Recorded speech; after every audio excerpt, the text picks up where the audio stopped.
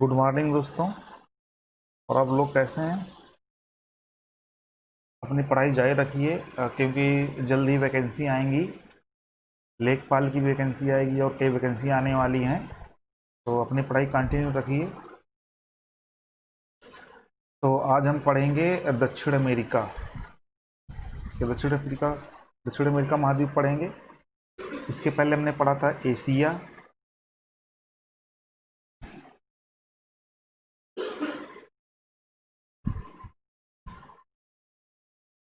Africa,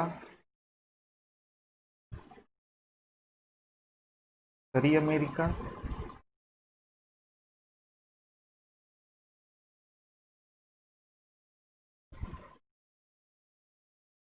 पढ़ेंगे दक्षिण America.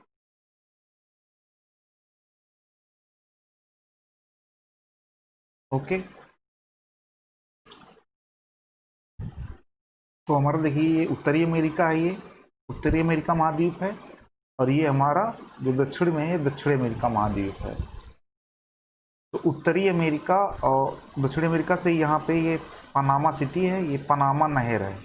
तो पनामा नहर से ये अलग होता है दक्षिण अमेरिका, पनामा नहर से।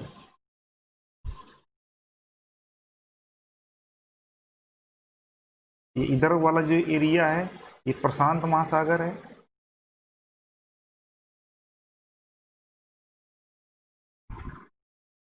और ये जो एरिया है, ये वाला इधर, ये अटलांटिक महासागर है।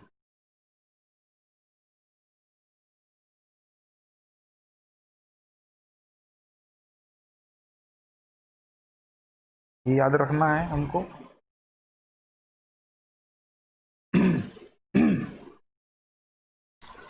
तो ब्राज़ील जो है दुनिया का पांचवा, ये यहाँ पे आगे और देखते हैं हम। ये जो अब इसमें लगभग 15 देश हैं, 15 देश हैं इसमें, ज़्यादा इसमें देश नहीं है।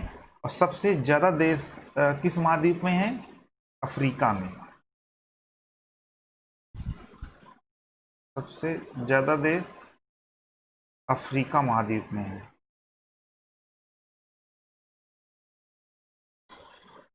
तो ये देखिए, यहाँ पर ब्राज़ील है। ये एक बार हम मैप देख लेते हैं। ब्राज़ील, फिर ये अर्जेंटीना है जहाँ के लियोनेल मेसी हैं, और ये उरुग्वे है यहाँ पे, पैराग्वे, ये बोलिविया, इसकी राजधानी लापाज है।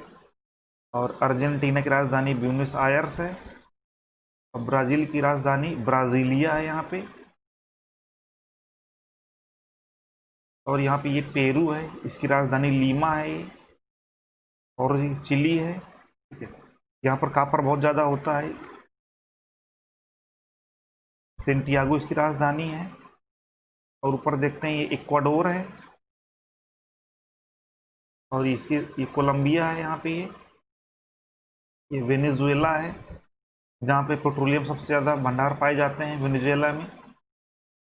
एक गुयाना है, सूरीनाम है, और ये फ्रेंच गुयाना है। इधर ये कुछ देश हैं आपके। तो यहाँ से ये अलग हो गया है, ये दक्षिण अमेरिका का पार्ट नहीं है, यहाँ से ये अलग हो गया है पनामा नहर द्वारा। पनामा नहर से ये अलग हो गया है दक्षिण अमेरिका, ठीक है। तो बहुत कम ही देश हैं यहाँ पे। यहाँ पे कुछ द्वीप भी हैं। यहाँ पे नीचे ये एक द्वीप है, स्टैनली द्वीप है यहाँ पे ये। और यहाँ पे ये गालापोगास द्वीप है, जिसपे अधिकार इक्वाडोर का है, गालापोगास द्वीप। और यहाँ पे एक द्वीप था, फॉकलैंड द्वीप, जिसपे अधिकार यूके का है।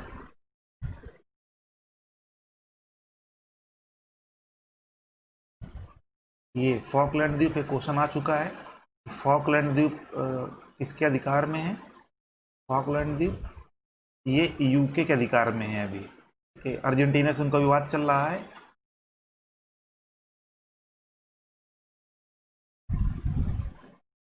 तो ब्राज़ील दुनिया का पांचवा सबसे बड़ा देश है, और हमारा देश 7वें नंबर का सबसे बड़ा देश है, ठीक है। तो हम देख लेते हैं कि टॉप 10 कौन से बड़े देश हैं एरिया में, क्योंकि क्वेश्चन अक्सर पूछा जाता है। तो सबसे बड़ा देश एरिया में देखते हैं, सबसे बड़ा देश कौन सा है? रूस है।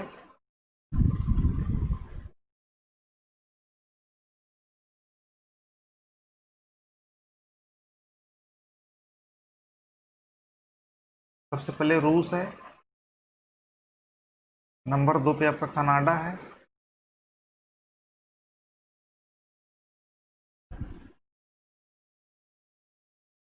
फिर चीन है। फिर अमेरिका है। फिर आपका ब्राज़ील है।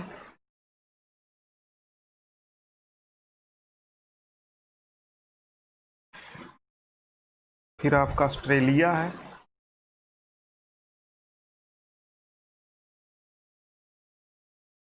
और फिर आपका अपना भारत देश है। ये एरिया वाइज है लिस्ट। और 8वें पे अर्जेंटीना है। ये अर्जेंटीना। और 9 पे कजाकिस्तान है, एशिया का देश है ये। और ये सबसे बड़ा स्थल रूप देश भी है। और 10वें नंबर पे सूडान है। ये अफ्रीका महाद्वीप का है देश। ठीक है, ये टॉप 10 देश हैं। ये इसमें जो है, ये चीन अमेरिका में किसी किसी बुक में इसको तीसरे नंबर में कर देते हैं अमेरिका को, और चीन को चौथे नंबर पे कर देते हैं कभी कभी। तो ये आपको 10 देश हैं। तो दक्षिण अमेरिका महाद्वीप है, तो इसमें दो काफ़ी बड़े, एक ब्राज़ील है 5वें नंबर पे और एक है अर्जेंटीना। ये दो ही देश हैं टॉप 10 में एरिया में, बाकी सब छोटे छोटे ही इसके देश हैं। और अब देख लेते हैं।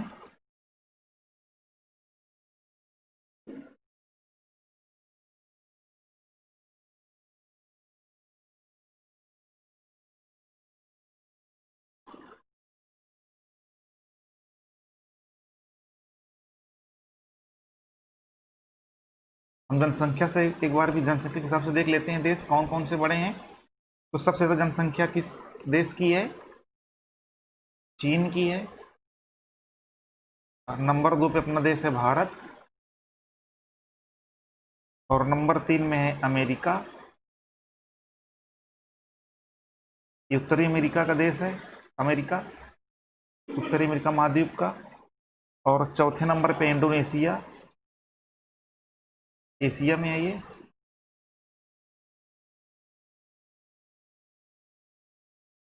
और वहीं 5वें नंबर पर ब्राज़ील है। ये ब्राज़ील, ये जनसंख्या में भी 5वें नंबर में है और एरिया में भी 5वें नंबर में है। और छठे नंबर पे पाकिस्तान है। ये एशिया महाद्वीप का देश है। 7वें नंबर पे बांग्लादेश है।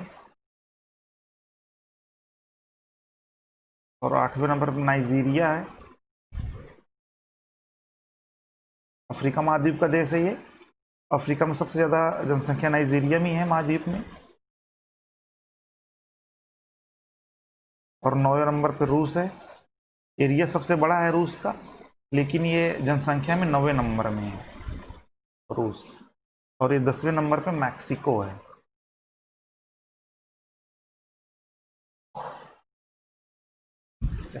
मैक्सिको ये उत्तर अमेरिका महाद्वीप का देश है मैक्सिको। तो ये हमको टॉप 10 एक हमको नॉलेज होनी चाहिए थोड़ा, कि कभी कभी क्वेश्चन आ जाते हैं। और आपको एक क्वेश्चन का आंसर कमेंट बॉक्स में देना है कि अगर उत्तर प्रदेश को, अपने उत्तर प्रदेश को अगर एक देश मान लिया जाए, उत्तर प्रदेश को अगर एक देश मान लिया जाए, तो जनसंख्या के हिसाब से ये किस नंबर का देश होगा? इस जो ये लिस्ट हमने बनाई है, तो ये कहाँ पर आएगा? चौथे नंबर पे आएगा कि 5वें नंबर में आएगा? ये आप इसका आंसर कमेंट बॉक्स में दीजिए कि अगर उत्तर प्रदेश को एक देश मान लिया जाए तो जनसंख्या के हिसाब से ये किस क्रम में आएगा। ओके, ये क्वेश्चन एक बार आ चुका है और लेखपाल की भर्ती में आया था ये क्वेश्चन। तो इस तरह के क्वेश्चन बन जाते हैं, थोड़ा हमको एक थोड़ी नॉलेज हमको इसके बारे में भी होनी चाहिए। आगे हम देखते हैं।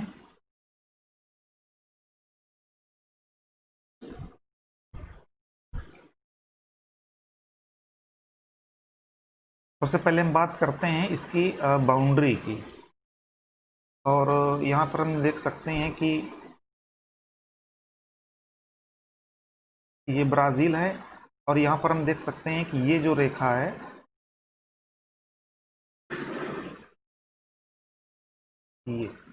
ये हमारी विषुवत रेखा है। एक क्वेश्चन बहुत आया है, लोअर पीसीस में भी ये क्वेश्चन आया था कि विषुवत रेखा निम्न में से किस देश से नहीं गुजरती है। ठीक है, तो ये ऑप्शन दिया था, ब्राज़ील दिया था, कोलंबिया दिया था, और ये इधर अर्जेंटीना दिया था, ऐसे करके ऑप्शन दिया हुआ था। तो ये क्वेश्चन जो विश्व हमने बताया था कि 3 रेखाएं होती हैं, जैसे आपकी ये अर्थ हो गई, और ये जो 0 डिग्री अक्षांश होता है इसको बोलते हैं विषुवत रेखा, और इस 23.5 डिग्री जब हम ऊपर जाएंगे, ये 23.5 डिग्री उत्तरी अक्षांश जो होता है उसको बोलते हैं कर्क रेखा। इसको बोलते हैं ट्रॉपिक ऑफ कैंसर, भी इसको बोलते हैं ट्रॉपिक ऑफ कैंसर। और नीचे जब हम आएंगे 23.5 डिग्री नीचे आएंगे तो उसको बोलते हैं मकर रेखा। इसको बोलते हैं tropic of Capricorn, tropic of Capricorn. तो ये मेनली 3 जो रेखाएं होती हैं जो हमको, अब ये किन किन देशों से होकर गुजरती हैं, तो उन देशों का नाम हमको याद रखना बहुत ज़्यादा ही ज़रूरी है। ठीक है, हमारे देश से जो है ये कर्क रेखा गुजरती है, हमारे देश से होके कर्क रेखा। हमारे देश से किन किन राज्यों से होकर गुजरती है, इसकी एक ट्रिक है, गरम छाती मित्रपाजी। तो ग से हो जाएगा गुजरात, आपका गुजरात, क से राजस्थान, एम से मध्य प्रदेश, ये छाती से छत्तीसगढ़, मी से मिजोरम, त्रा से त्रिपुरा, पा से पंजाब, और जा से झारखंड। ठीक है, तो ये इतने राज्यों से कर्क रेखा हमारे देश से होकर गुजरती है। और जब हम पढ़ाएंगे अभी इसके बाद हम ऑस्ट्रेलिया महाद्वीप पढ़ाएंगे, और इसके बाद फिर हम एक क्लास लेंगे जिसमें हम सारे महाद्वीप हैं, जो 7 महाद्वीप हैं। और ऑस्ट्रेलिया के बाद अंटार्कटिका में ज़्यादा कुछ है नहीं, तो ऑस्ट्रेलिया के साथ ही हम अंटार्कटिका महाद्वीप को भी पढ़ा देंगे।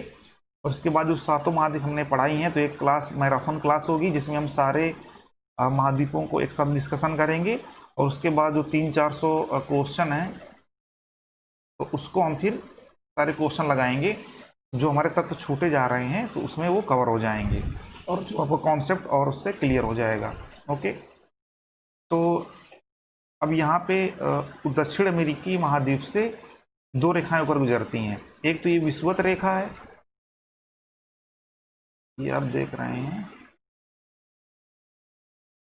यहाँ पे ये है आपकी विषुवत रेखा।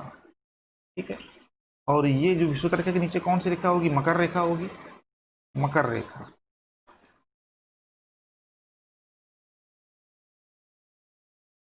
ठीक है,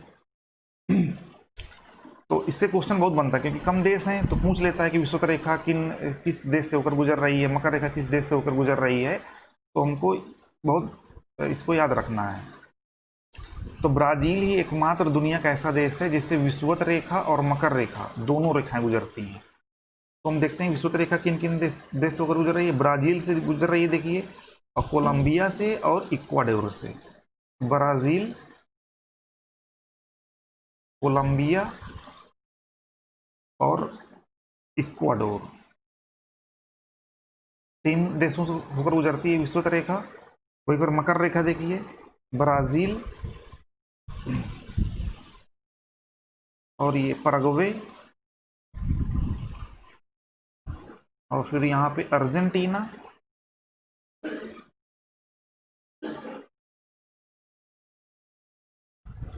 और फिर यहाँ पे ये है चिली। अब इसको कोडिंग से भी याद कर सकते हैं, जैसे बी का ऐसे बना लीजिए, BKE बके, और इसका बना लीजिए BPAC, BPAC। ठीक है, जो मकार लोग होते हैं तो उनका वो हमेशा उनका BP बढ़ जाता है और AC में रहते हैं, तो BPAC हो जाएगा। ऐसे विषुवत रेखा जैसे कहते हैं कि आप विसी बकोगे, तो बक्के हो जाएगा, ये विसी बकोगे आप हमेशा। तो इसे बके, इस तरह से हम कुछ ट्रिक्स बना के इनको याद कर सकते हैं। और हम आगे देखते हैं।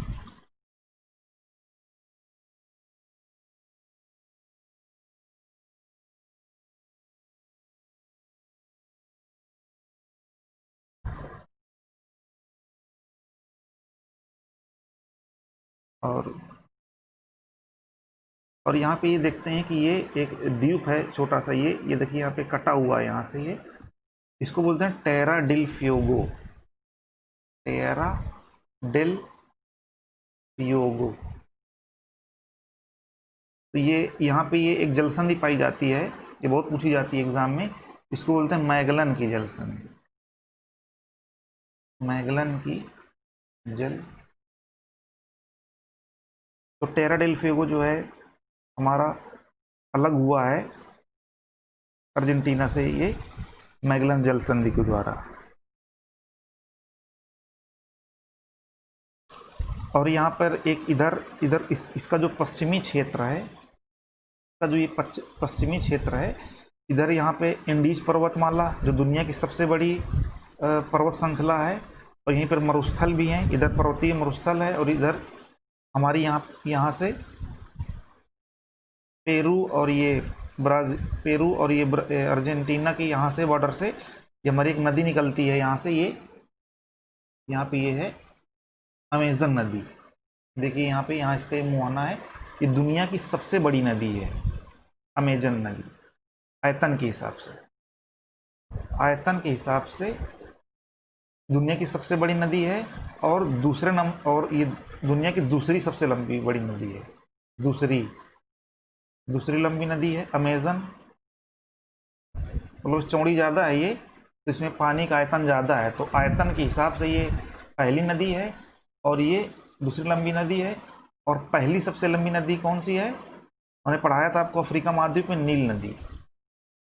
ये दुनिया की सबसे लंबी नदी है नील नदी।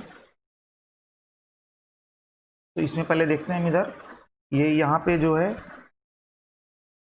ये इंडीज पर्वतमाला है, दुनिया की सबसे लंबी पर्वत श्रृंखला है, और इसकी जो सबसे ऊंची चोटी है उसको बोलते हैं एकांगुआ।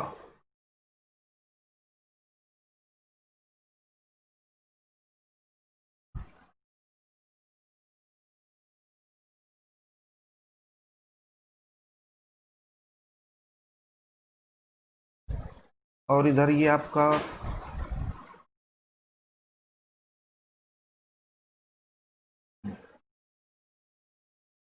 इधर ये आपका बोलिविया है, यहाँ पठार पाए जाते हैं। इधर पेरू का पठार है, इधर यहाँ पे इधर बोलिविया का पठार है, ठीक है।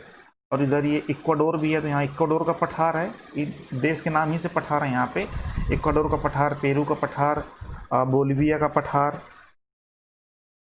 तो यहाँ पे पेरू और बोलिविया का जो पठार है उसी में एक झील है, ठीक है। यहाँ पे देखो ये बनी हुई भी झील है, ये यहाँ पे दिख रही होगी आपको। ये पेरू और बोलिविया के बॉर्डर पे पठारी क्षेत्र में एक झील है जिसको बोलते हैं टीटीकाका झील। टीटीकाका झील ये दुनिया की सबसे ऊंची नौकागम झील है, दुनिया की सबसे ऊंची नौकागम झील है, यानी इसमें हम नौ चला सकते हैं। और यहीं पे बोलिविया की राजधानी यहीं पे लापाज है, तो दुनिया की सबसे ऊंचाई पर स्थित राजधानी है लापाज। दुनिया की सबसे ऊंचाई पर स्थित राजधानी हमारी लापाज है।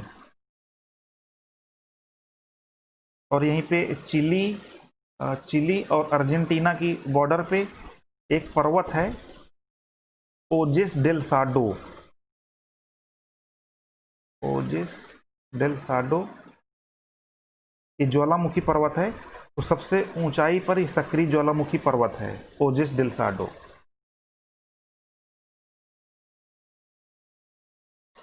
तो यहाँ पर वेनेजुएला में एक, यहाँ पर गुयाना पठार है वेनेजुएला में, इधर गुयाना पठार है।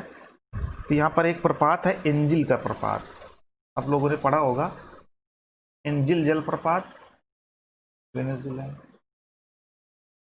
तो दुनिया का ये सबसे ऊंचा जलप्रपात है वेनेजुएला में, एंजिल जलप्रपात।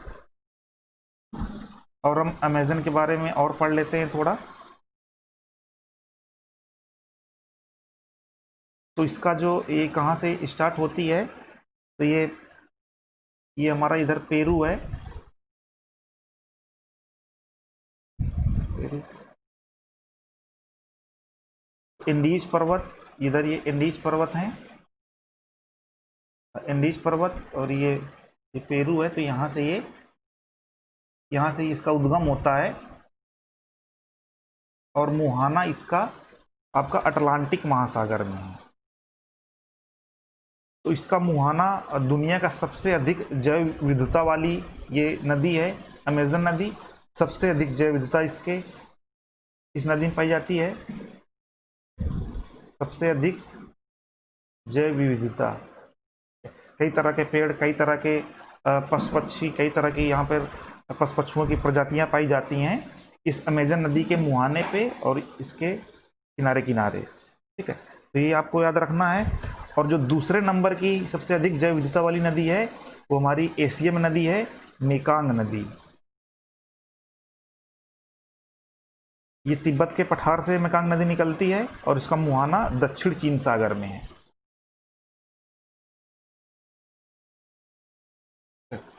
और आगे हम देखते हैं।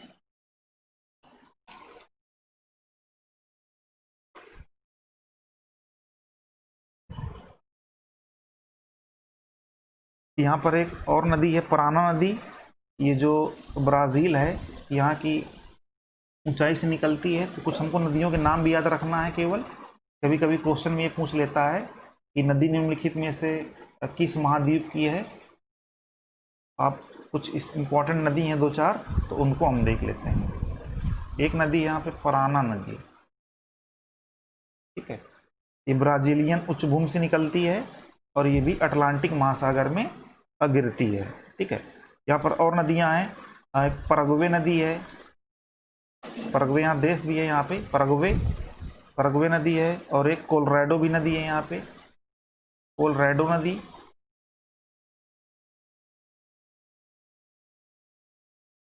अब एक क्वेश्चन बहुत पूछा जाता है घास का, कि निम्नलिखित में से घास कौन कहाँ पे पाई जाती है। तो उसको हम थोड़ा सा देख लेते हैं।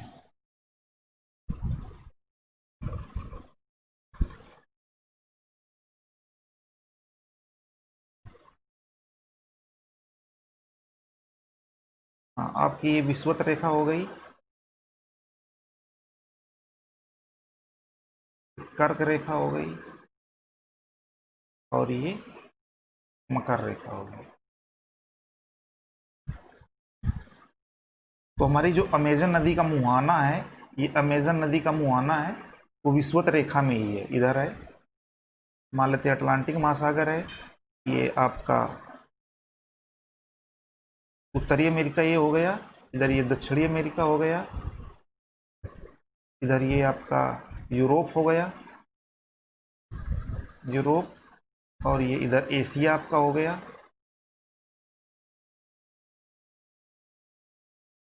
और ये आपका इधर नीचे ऑस्ट्रेलिया महाद्वीप हो गया। ये थोड़ा इसे याद करने के लिए मैं बता रहा हूँ।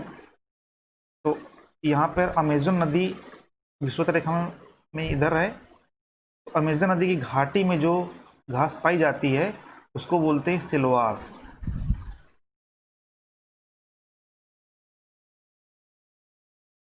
तो इसमें सबसे हल्की, इसी सिलवास में दुनिया की सबसे हल्की लकड़ी पाई जाती है जिसको बोलते हैं बालसा।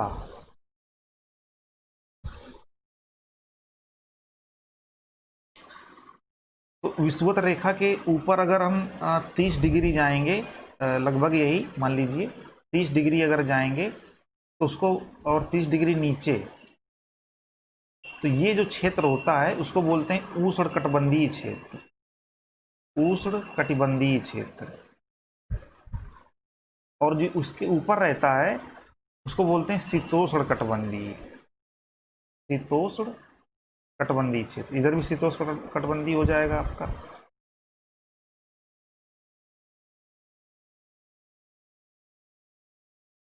तो यहाँ विषुवत रेखा में जो पाई जाती है घास उसको सिलवास बोलते हैं, और सिलवास जो है अमेजन नदी के मुहाने में पाई जाती है। और वहीं पर इसके नीचे की तरफ हम देखेंगे तो ब्राज़ील का क्षेत्र है, इधर ब्राज़ील है यहाँ पे। तो ब्राज़ील में जो घास पाई जाती है उसको बोलते हैं कैंपोस। कैंपोस ये कहाँ पाई जाती है? ब्राज़ील में। और यहीं अमेजन नदी के अगर ऊपर की तरफ हम देखेंगे, इसके उत्तर में देखेंगे तो यहाँ पे अर्जेंटीना है, तो वहाँ पे जो घास पाई जाती है उसको बोलते हैं पंपास, अर्जेंटीना में।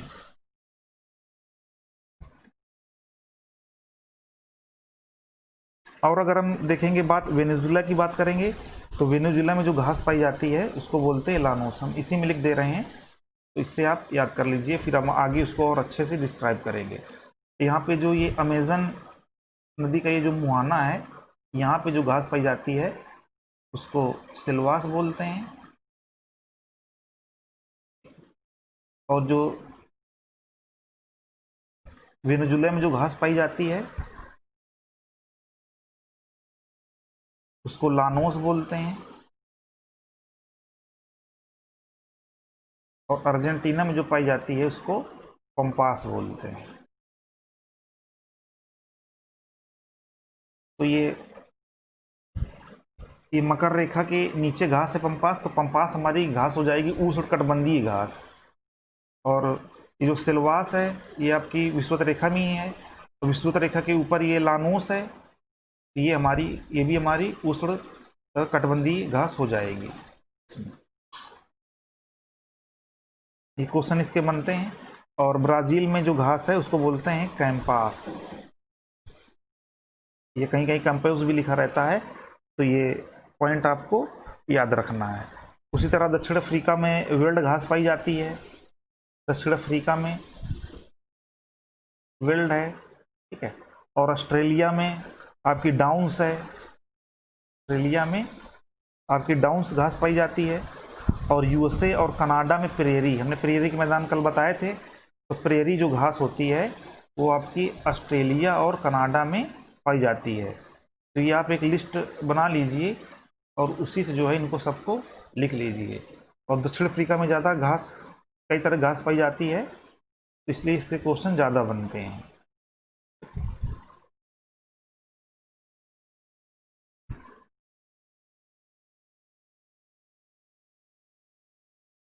और यहाँ पे चिली के बारे में थोड़ा और देख लेते हैं। यहाँ पर आटाकामा मरुस्थल है, इधर चिली में आटाकामा मरुस्थल, आटाकामा मरुस्थल, ठीक है। ये दुनिया का सबसे शुष्क स्थान यही आटाकामा मरुस्थल में पाया जाता है, अरिका। अरिका दुनिया का ये सबसे शुष्क स्थान है। और इसी आटाकामा मरुस्थल में दुनिया में सबसे ज़्यादा नाइट्रेट का भंडार ही पाया जाता है। नाइट्रेट से खाद वगैरह बनाई जाती है, यूरिया वगैरह, ठीक है। और ये जो ब्राज़ील है, तो ब्राज़ील में सबसे ज़्यादा कौवा का उत्पादन होता है, काफ़ी कौवा, इसको कौवा की मंडी भी बोलते हैं ब्राज़ील में, ठीक है। और चिली में सबसे ज़्यादा तांबा पाया जाता है, तांबा में प्रथम स्थान पे है। और ये जो बोलीविया का पठार है, ये बोलीविया के पठार है, तो इसमें जो है टिन बहुत ज़्यादा पाया जाता है। बोलीविया के पठारों में टिन की मात्रा काफ़ी पाई जाती है। और अब हम आगे देखते हैं। और यहीं ब्राज़ील में एक साओ पालो जगह है, यहाँ पे ये देखिए साओ पालो, यहाँ का सबसे बड़ा शहर भी है ब्राज़ील का, और इसको कौवा की मंडी बोलते हैं, साओ पालो को कौवा की मंडी। ये जो टर्मिनोलॉजी होती है, ये जो 10+2 के एग्ज़ाम होते हैं या वनडे एग्ज़ाम होते हैं, टर्मिनोलॉजी बहुत क्वेश्चन पूछे जाते हैं। अब आ जाएगी कौवा की मंडी किस देश किस शहर को बोलते हैं, तो साओ पालो आ जाएगा, ब्राज़ील आ जाएगा, ब्राज़ीलिया आ जाएगा, इस तरह कई दे देगा। तो ब्राज़ील में एक नगर है इसका साओ पालो, तो उसको बोलते हैं कौवा की मंडी। और इस साओ पालो से यहाँ पर सेंटोस बंदरगाह है, ये सेंटोस बंदरगाह है, तो यहाँ से एक रेल चलती है, ठीक है, साओ पालो से सेंटोस बंदरगाह के लिए। तो उसको हम कॉफ़ी रेल भी बोलते हैं, कॉफ़ी रेल, ठीक है। और यहाँ पर ब्राज़ील में कौवा काफ़ी पे नंबर 1 है उगाने में। तो यहाँ पर जो बड़े बड़े बागान होते हैं कौवा के, तो उनको बोलते हैं फजेंडा। ये आपने शायद सुना हो, फजेंडा बोलते हैं कौवा के बड़े बड़े बागानों को।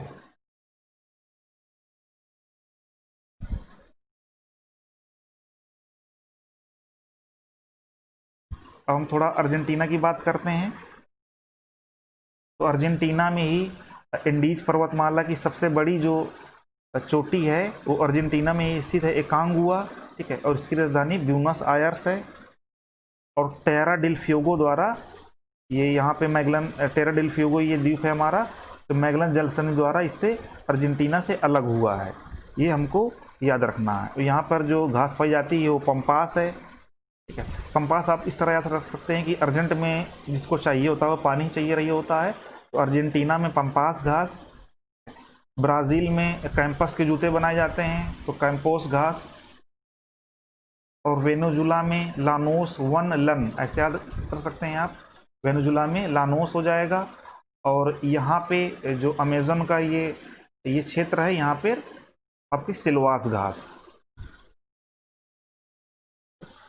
और यहाँ पर एक देश है उरुग्वे, तो उरुग्वे में विश्व का प्रथम फुटबॉल मैच हुआ था, ये आपको याद रखना है। और यहाँ के केवल 2 ही देश हैं दक्षिणी अमेरिका के जो स्थल रुद्ध हैं, नहीं तो बाकी जितने भी देश हैं सब महासागर से लगे हुए हैं। पैराग्वे और बोलिविया, यही केवल 2 देश हैं जो स्थल रुद्ध देश हैं, जिनकी सीमा सागर से नहीं मिलती है, बाकी सारे देशों की सीमा सागर से मिल रही है। और उरुग्वे ही एक ऐसा देश है जो पूरी तरह से मकर रेखा के नीचे बसा है, नहीं देखिए सारे देश जो है मकर रेखा के ऊपर हैं और मकर रेखा से ये तो गुजर रहे हैं।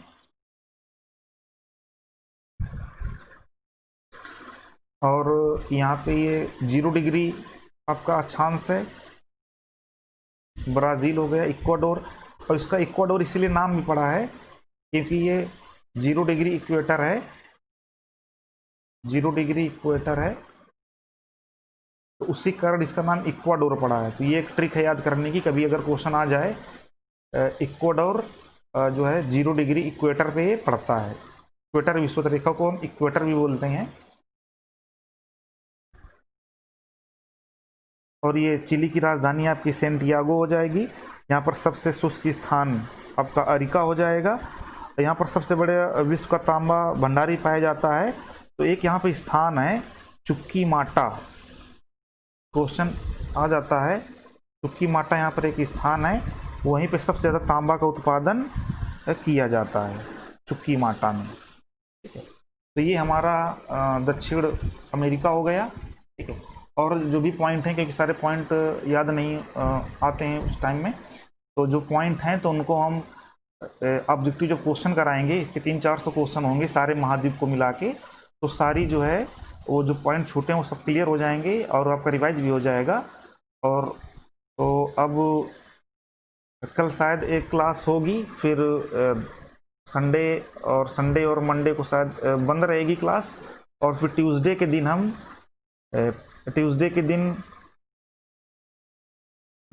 दिन जो है हम पूरे महाद्वीपों एक साथ पढ़ाएंगे, और फिर इसके बाद जो है हम उसके क्वेश्चन करेंगे। ओके, तो आप लोग पढ़ाई को जो है जारी रखे रहिए। और कोचिंग का, इस तरह ऑनलाइन कोचिंग का आपको नॉलेज थोड़ा बहुत तो हो ही रहा होगा, कुछ ना कुछ तो फ़ायदा आपको मिल ही रहा होगा। और इससे ये फ़ायदा ये होता है कि हमारी कंटिन्यूटी बनी रहती है। अगर जो लोग कंटिन्यूस वीडियो देख रहे होंगे तो खुद सोच रहे होंगे कि हमने पूरा ब्रह्मांड पढ़ लिया, सारे ग्रह, फिर उसके बाद हमने फिर पृथ्वी की संरचना पढ़ ली, आग्नेय शैल और सेडिमेंट्रिक शैल, कई तरह की जो चट्टानें हमने पढ़ ली, और फिर हमने इसके बाद देखिए धीरे धीरे करके सारे महाद्वीप ख़त्म करने की ओर हैं। अब ये दक्षिण अमेरिका महाद्वीप हो गया, इसके बाद हमारा केवल बचा है ऑस्ट्रेलिया। तो ऑस्ट्रेलिया पढ़ लेंगे और उसके बाद अंटार्कटिका में कुछ है नहीं, फिर उसके बाद हमारे सारे महाद्वीप भी तैयार हो जाएंगे। तो इससे आप वीडियो देखेंगे तो आपको कुछ चीज़ें पढ़ने के लिए आपको उत्सुकता भी जाहिर होगी, और आप जो एक एटलस आता है ऑक्सफोर्ड एटलस उसको ले लीजिए और उसको देखिए जो है, तभी आपको ज़्यादा समझ में आएगा। कम से कम सुबह जो है उठ के कम से कम 15-20 मिनट उस हर एक महाद्वीप के कौन कौन से देश हैं, कहाँ से कौन सी रेखा गुजर रही है और कौन सा देश कहाँ स्थित है, तो उसको जो है पूरा, जैसे आपको वेनेजुला अगर कहा जाए कि वेनेजुला की राजधानी क्या है, तो आपको बिल्कुल मैप दिमाग में बिल्कुल बन जाना चाहिए कि वेनेजुला जो है यहाँ पर स्थित है। ठीक, उस तरह बोलिविया अगर बोला जाए, कि क्वेश्चन अब काफ़ी उस तरह बना देता है। अगर यही पूछ लिया जाए कि बोलिविया स्थल रुद्ध है कि नहीं है, तो अगर मैप आपको सही से याद रहेगा तो ये हमको आसानी होगी। तो ज़्यादा से ज़्यादा वीडियो को शेयर कीजिए, लाइक कीजिए और अपनी पढ़ाई को जारी रखिए। तो फिर हम नेक्स्ट जो है हमारा वीडियो रहेगा ऑस्ट्रेलिया महाद्वीप पे, और इसके बाद हम सारे महाद्वीप, सातों महाद्वीपों को एक साथ पढ़ाएंगे, एक क्लास वो होगी, और इसके बाद हम फिर इसके ऑब्जेक्टिव क्वेश्चन करेंगे। और फिर इसके बाद हम पढ़ेंगे भारत। भारत में भी सारे राज्य हैं कुछ, और सारी नदियां भारत की, और उस सब एनालिसिस करेंगे उसमें। और फिर हम भूगोल जैसे ही ख़त्म होगा उसके बाद हम स्टार्ट करेंगे इतिहास। ठीक है, इतिहास स्टार्ट करेंगे, और हो सकता है कि हम साथ में 1 या 2 दिन के ऐसे गैप में जो है हिंदी की क्लास लें। ठीक है, तो इस साथ में जो है मिलके पढ़ते रहिएगा, तो इससे आपको जो है कंटिन्यूटी बनी रहेगी और आप पढ़ते रहेंगे। Okay, thank you for watching.